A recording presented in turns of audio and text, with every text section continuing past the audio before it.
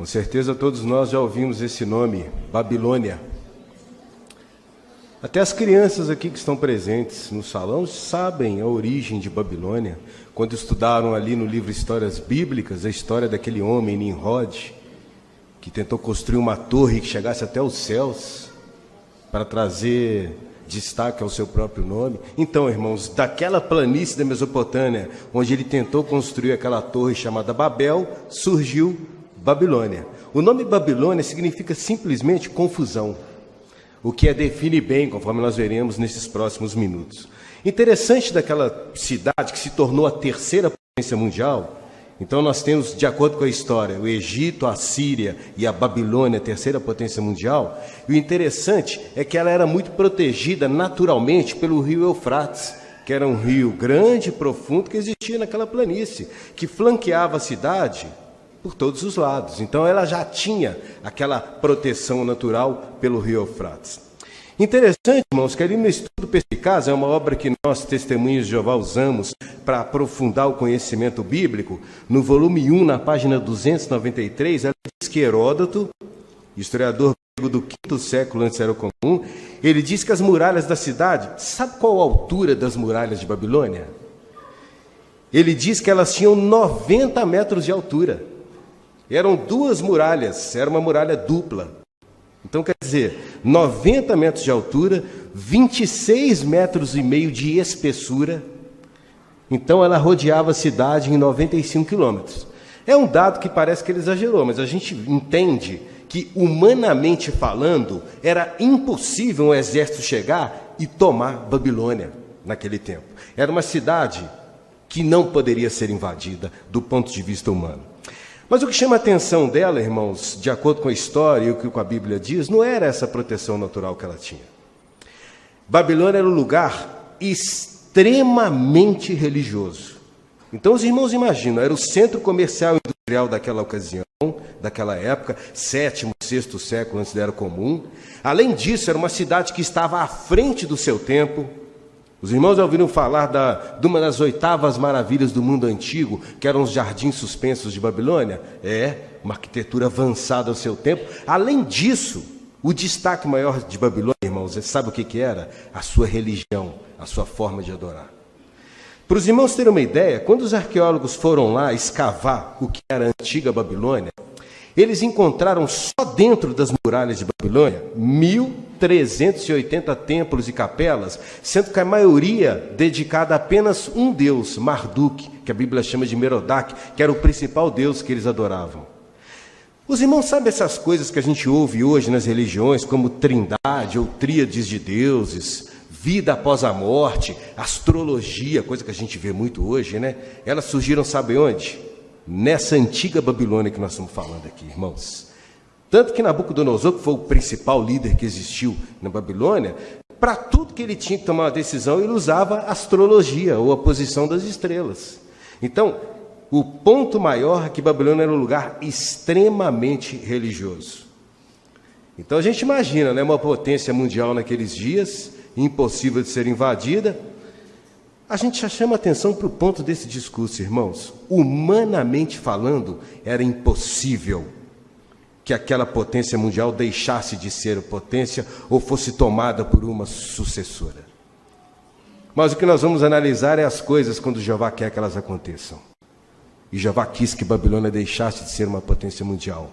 Irmãos, numa noite do dia 5 para o dia 6 de outubro de 539, antes da Era Comum, numa noite, Babilônia deixou de ser a potência e foi tomado pelo próximo exército, ou próxima potência dupla, que foi a Média e a Persa. Mas como é que isso aconteceu, irmãos?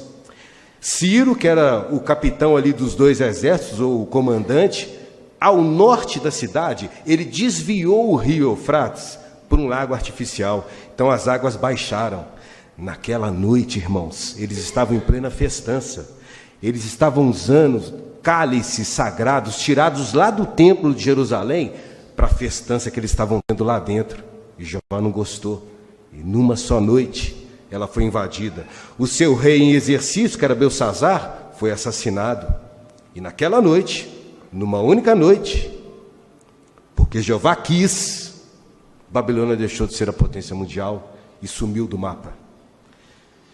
Jeová falou que ninguém nunca mais construiria e moraria naquela Babilônia, ou naquele local físico que existiu essa Babilônia. Isso aconteceu? Irmãos, no Iraque, a 80 quilômetros ao sul de Bagdá, que é a capital do Iraque, estão lá apenas ruínas, restos do que sobrou dessa antiga Babilônia. Por que a gente começa o discurso citando essa antiga Babilônia, irmãos? Porque existe uma muito maior em operação hoje. Para a gente entender o tamanho dessa Babilônia que existe hoje, essa antiga potência mundial é uma amostrinha grátis, como se diz no popular, fichinha, perto dessa que existe hoje. Eu vou convidar os irmãos para abrir em Apocalipse. Por favor, pegue sua Bíblia, nós vamos abrir juntos aqui em Apocalipse, no capítulo 17. Uma vez que você fizer isso, pode deixar sua Bíblia aberta, que nós vamos considerar aí muitos versículos dentro desse capítulo 17. Então, vamos ver aí como seria, de que Babilônia é essa que nós estamos falando. Apocalipse 17, versículo 1. Visão dada ao apóstolo João, e em 96 da Era Comum, na ilha de Patmos. Então, olha a visão, versículo 1 em diante. 1 diz assim: um dos 7 anjos que tinham as 7 tigelas veio e me disse: venha, vou lhe mostrar o julgamento da grande prostituta que está sentada sobre muitas águas. Os reis da terra cometeram imoralidade sexual com ela, e os habitantes da terra se embriagaram com o vinho da imoralidade sexual dela. Ele me levou no poder do Espírito para um deserto, e vi 2 personagens aí, irmãos, e vi uma mulher sentada numa fera cor de escarlate, fera que estava cheia de nomes blasfemos e tinha 7 cabeças e 10 chifres. A mulher estava vestida de púrpura e escarlate, estava adornada de ouro, pedras preciosas e pérolas, e tinha na mão um cálice de ouro cheio de coisas repugnantes e das coisas impuras da sua imoralidade sexual. Na sua testa da mulher estava escrito um nome, um mistério: Babilônia, a grande, a mãe das prostitutas e das coisas repugnantes da terra. Vi que a mulher estava embriagada com o sangue dos santos e com o sangue das testemunhas de Jesus. Ao vê-la, fiquei muito espantado. Bem, depois que nós lemos essa visão que João recebeu, que se cumpriria no dia do Senhor, ou a partir de 1914, quem é esta Babilônia ou esta mulher, irmãos? Olha, ela é o império, viu? Uma coisa extremamente grande que existiria nesse tempo que nós estamos vivendo. Se a gente continuar lendo, lá no versículo 18, fala que ela diz que ela tem um reino sobre os reis da terra. Então ela seria algo extremamente grande que existiria.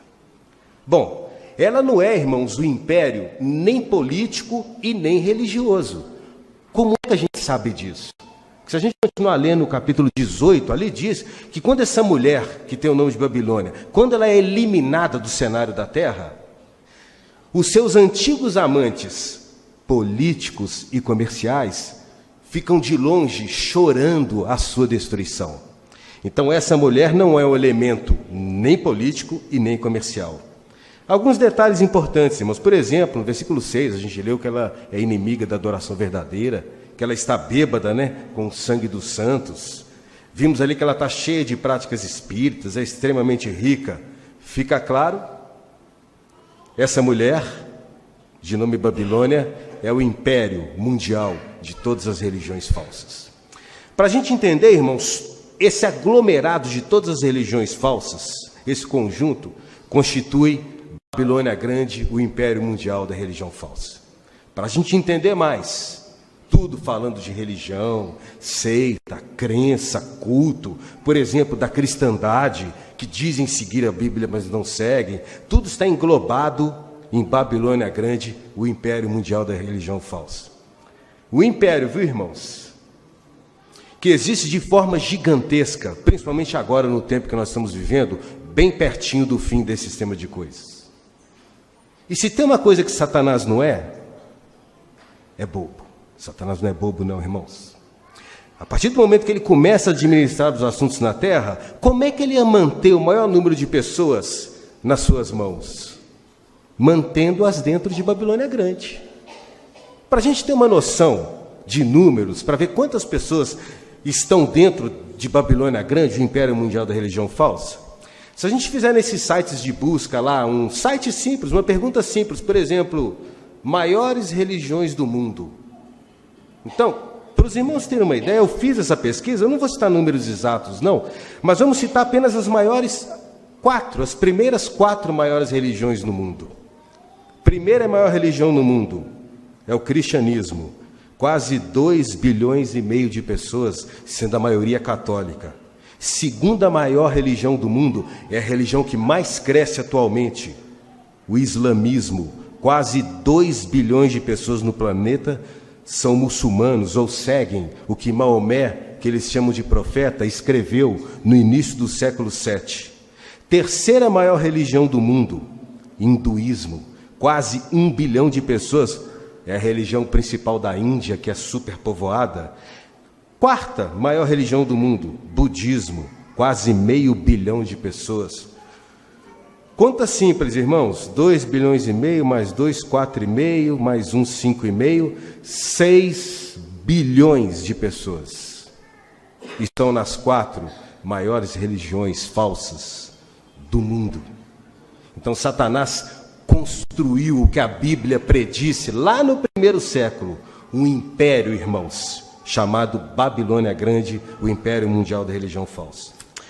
Então nós vimos até agora no discurso 2 coisas importantes. A primeira, quem foi a Babilônia, o império mundial que existiu, de acordo com a história, e vimos quem é a Babilônia Grande, essa que existe hoje, esse império mundial da religião falsa. Satanás usa para administrar as coisas na terra, para gerir as coisas na terra, enquanto ele ainda tem esse tempo, 3 elementos, nós sabemos quais são. Ele usa a política, o sistema financeiro e a religião. Mas por que a Bíblia diz que quando Jeová trazer o fim para o sistema de Satanás, Jeová começa destruindo primeiro a religião falsa, o império mundial da religião falsa? É simples de entendermos, irmãos. Devido à sua alta culpa de sangue. A culpa de sangue da religião falsa já ultrapassou os céus do ponto de vista de Jeová. Para a gente ter uma ideia do que nós estamos falando, para a gente entender isso que eu acabei de falar, nós vamos citar aqui a Sentinela de janeiro de 89. Ela fez um retrospecto, uma análise do tamanho da culpa de sangue que a religião falsa tem. Ela começa dizendo assim: Caim e Abel ofereceram sacrifício ao Criador. Acho que o fim dessa história até as crianças sabem, né? O fim dessa história. Então, o de Abel foi aceito, o sacrifício de Caim negado, Caim acabou matando seu irmão. Essa sentinela tem uma frase que diz assim: pela primeira vez na história humana, o ódio religioso manchou a terra de sangue inocente. A religião falsa, a partir de Abel, começou a derramar sangue inocente. Aí a gente dá um pulo de Abel, a vítima da religião falsa. Nós vamos até os dias de Jesus Cristo no 1º século. Por exemplo, em Mateus, no capítulo 23, a gente lê ali Jesus condenando abertamente os líderes religiosos, condenando-os de assassinato, irmãos. Jesus expôs muito isso, até usando o termo de assassinos ou homicidas para os líderes religiosos. Porque Jesus expôs isso, o tamanho da culpa de sangue da religião falsa, no derramamento de sangue inocente. Então, de Abel para Jesus, de Jesus, nós vamos dar um pulinho para o século passado, século 20. Para a gente entender o tamanho da culpa de sangue da religião falsa. Os irmãos já ouviram falar do nazismo alemão, de Adolf Hitler, não já ouviram falar dele? Todos nós. Então, a pergunta do parágrafo 2, no estudo dessa sentinela citada de 89, a pergunta é a seguinte: como o tirano Adolf Hitler tornou-se chanceler e ditador na Alemanha, dando-lhe aí o poder para fazer tudo que ele fez, a gente já sabe. Então, essa sentinela de 15 de abril, na página 10, responde, na íntegra: foi por meio de uma trama política de um cavaleiro papal, Franz von Papen, o nome do homem, vice-chanceler de Hitler. Hitler enviou este homem a Roma para negociar uma concordata, um acordo entre o Estado nazista e o Vaticano. O cardeal católico Pacelli, que se tornaria o Papa Pio XII, assinou o acordo. Essa sentinela conclui dizendo: A concordata, o acordo com o Vaticano, foi uma grande vitória para Hitler. Deu-lhe o primeiro apoio moral recebido do mundo exterior e de uma fonte bem elevada. Daí nós sabemos o que ele fez com o apoio do Vaticano. Inclusive, muitos livros de história expõem isso abertamente hoje. Se não tivesse havido o namoro entre o Vaticano e o nazismo, talvez tivesse poupado ao mundo a agonia de milhões de soldados e civis mortos pela guerra, de 6 milhões de judeus assassinados, e mais precisamente aos olhos de Jeová, milhares de suas testemunhas que sofreram grandes atrocidades e muitas morreram em campos de concentração. Entende o tamanho da culpa de sangue da religião falsa? Irmãos, basta religião misturar com política, o resultado disso é sangue derramado, e inocente, como sempre. Por isso que, conforme a Bíblia diz em Revelação 18:8, os pecados de Babilônia já ultrapassaram os céus. Jeová já condenou pela culpa de sangue que a religião falsa tem, pelo derramamento de sangue. E o segundo modo que a religião falsa é culpada, sabe qual que é o segundo modo, irmãos?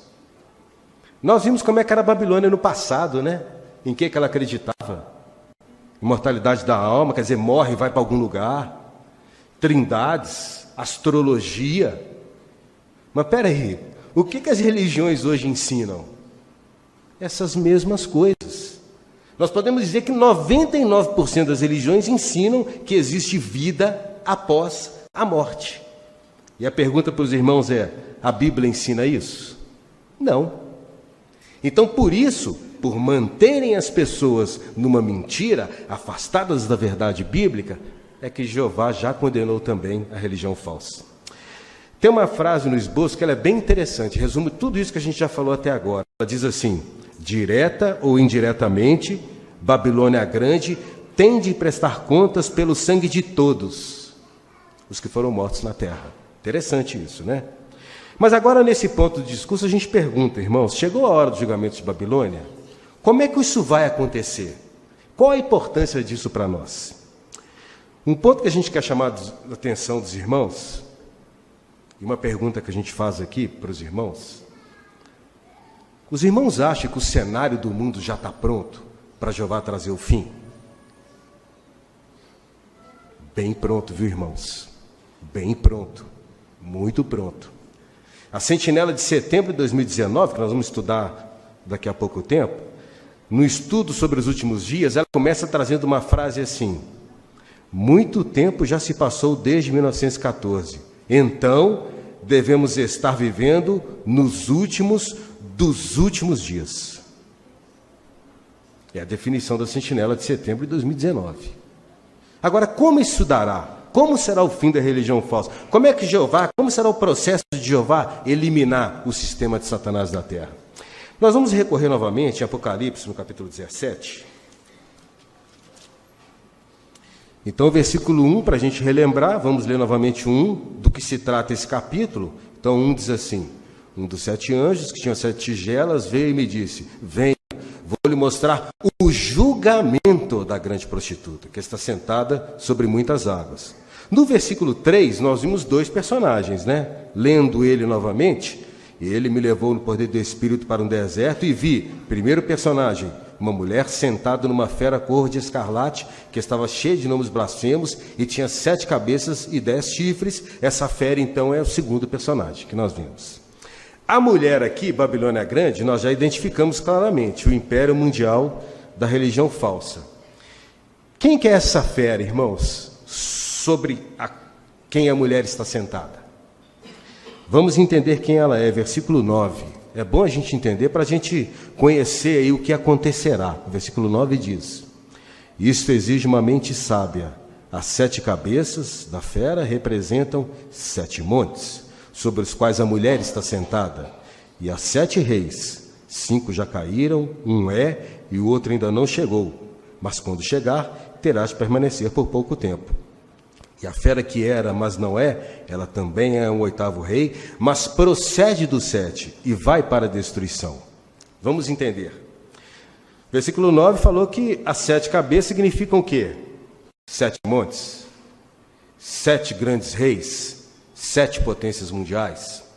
O versículo 10 falou que nos dias que João recebeu essa visão, em 96 da Era Comum, 5 reis já não existiam mais, um dominava naquele tempo e um surgiria no futuro. A história comprova isso? Comprova, irmãos. Lá no primeiro século, Egito, Assíria, Babilônia, Medo-Pérsia e Grécia já não existiam mais, faziam parte da história. Roma dominava, era a potência mundial dominante no primeiro século. E a 7ª potência mundial surgiria num tempo futuro e ficaria por pouco tempo. Falando da fera, o versículo 11 diz: e a fera que era, mas não é. Por que o apóstolo João diz isso aqui? Não é a primeira vez que ele vê essa fera, não, irmãos. Se a gente voltar no capítulo 13, ele vê essa fera de 7 cabeças e 10 chifres saindo do mar, aparecendo no cenário e depois descendo ao abismo, ou inatividade. Então essa fera aqui no capítulo 17, essa imagem da fera está ressurgindo novamente do abismo. É o que fala o versículo 8, que ela saiu do abismo. A história comprova isso? Comprova. Então Estados Unidos e Inglaterra se tornaram a 7ª e última potência mundial. Quando, irmãos? Em 1914, quando uniram forças para vencer a Primeira Guerra Mundial. Quando a Primeira Guerra Mundial foi vencida, eles viram a necessidade de um órgão neutro, competente, do ponto de vista deles, para administrar paz e segurança na Terra. Então, em janeiro de 1920, eles deram vida, inventaram a Liga das Nações, com o objetivo de trazer paz e segurança para a Terra. Mas a Liga das Nações perdeu força no início da década de 30, quando o mundo entrou na Segunda Guerra Mundial. Então ela deixou de existir, foi completamente extirpada, eliminada.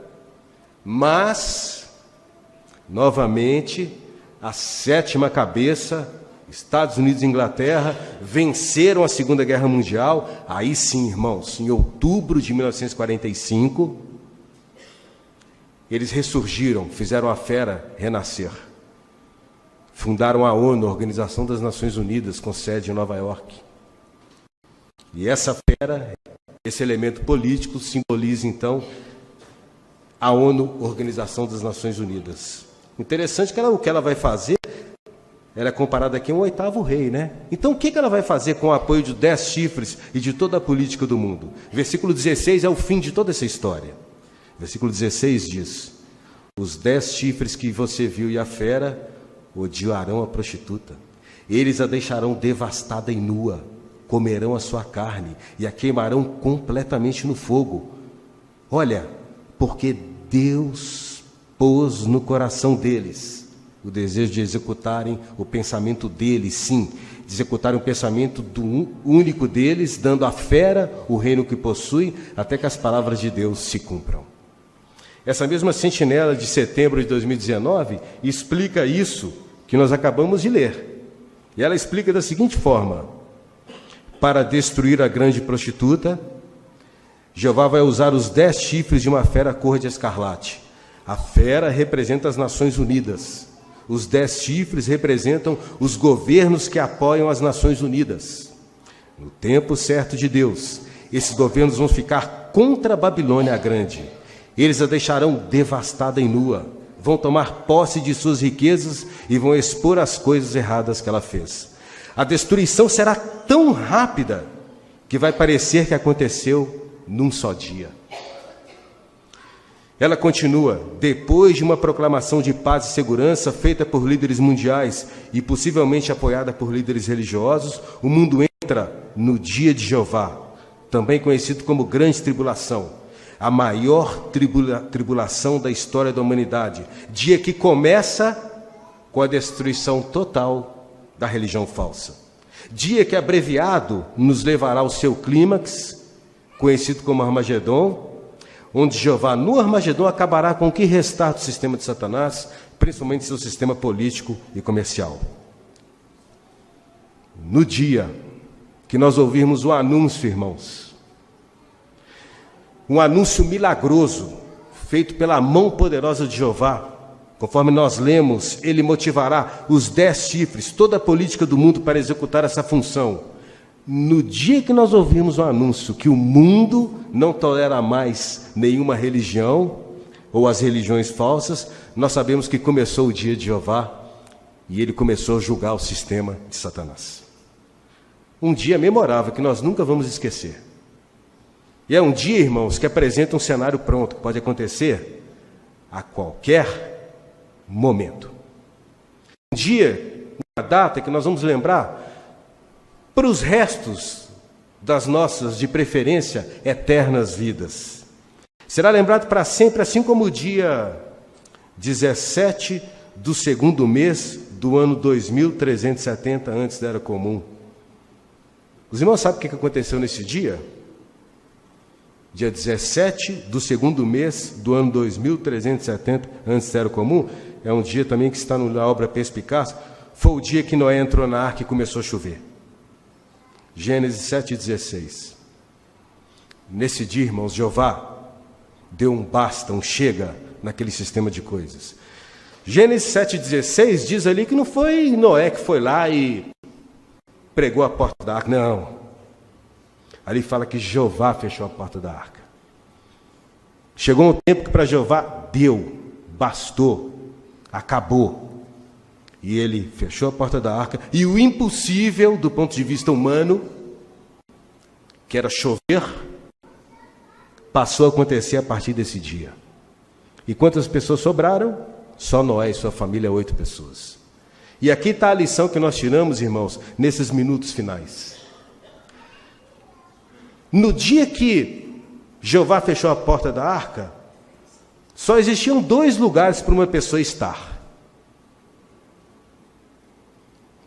dentro ou fora da arca. Não tinha outro lugar. Quem estava dentro sobreviveu, quem estava fora morreu. Não adianta a pessoa que estava lá fora, não começou a chover, pegar um barquinho, não. É a mão de Jeová que estava ali trabalhando. Existe uma arca espiritual hoje? Existe.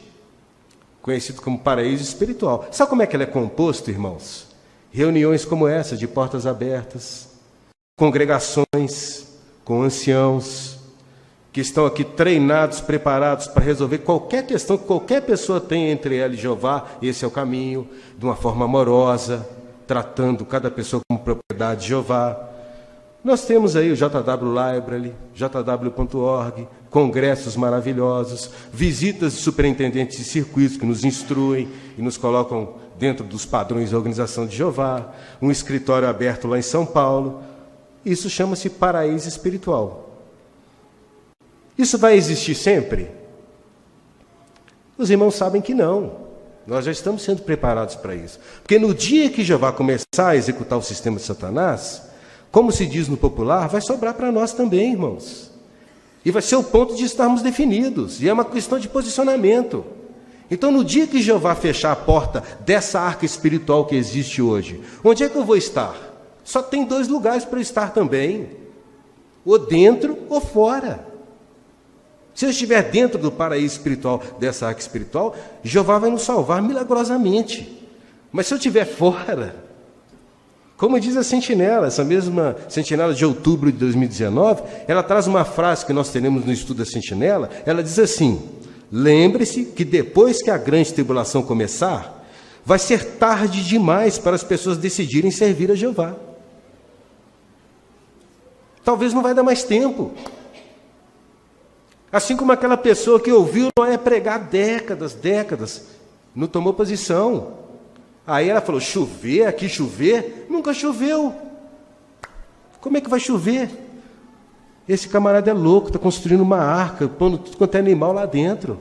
Olha aí, irmãos, num dia Jeová foi lá, acabou com tudo. E o mesmo vai acontecer hoje. E a certeza que nós teremos de que Jeová começou a julgar o sistema de Satanás é quando nós ouvimos essa notícia milagrosa, que os líderes do mundo não aceitam mais as religiões falsas. Irmãos, é novidade isso que nós estamos falando nesse tema, nesse esboço? Não. Os irmãos se lembram desse Notícias do Reino? Nós distribuímos ele, sabe que ano que nós distribuímos esse Notícias do Reino? 2006. Quer dizer, se o fim da religião falsa está próximo lá em 2006, imagina agora em 2019. Então, é o ponto que nós devemos preocupar. E finalizando, citando só 2 pontos práticos que a gente tem que prestar muita atenção, Revelação 18:4 diz: saiam dela, meu povo, se não quiserem ser cúmplices dos pecados dela.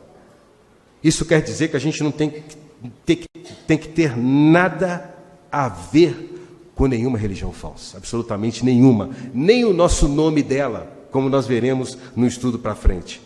E um ponto mais importante, segundo aos Coríntios 6:14, irmãos, separem-se de Jeová e parem de tocar em coisa impura.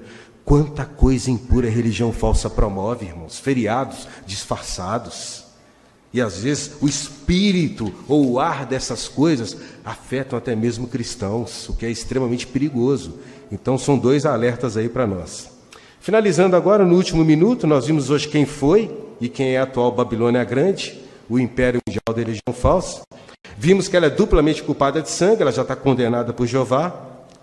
Vimos claramente que a gente está muito perto da maior catástrofe que ocorrerá a ela, o seu fim total.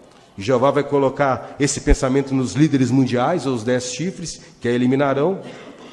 E vimos, né, irmãos, que a gente tem que posicionar. O posicionamento nosso é agora. Tem que ser agora, enquanto ainda nós temos tempo. Saímos daqui, então, resolvidos a cumprir essas admoestações. Ainda mais sabendo tão claramente o que ocorrerá em breve.